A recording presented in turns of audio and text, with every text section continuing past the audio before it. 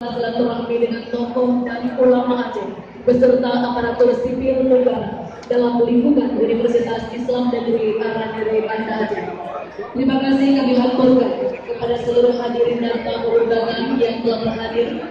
Bapak Menteri yang saya hormati, Universitas Islam Negeri Aranere yang dulu disebut dengan IAIN telah berusia 56 tahun, yang hari ini menjadi Menteri Agama Republik Indonesia.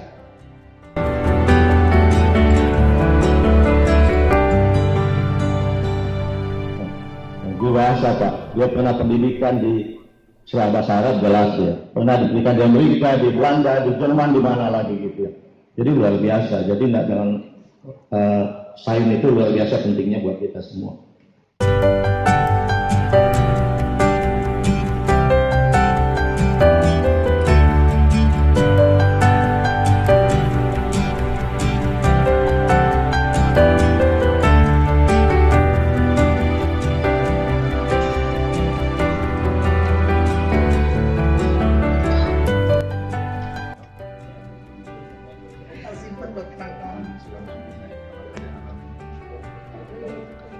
Pasti saya baca musiknya nggak tahu. Saya baca, saya kutip berapa itu ya. Kamu yakin? Kelihatan dan.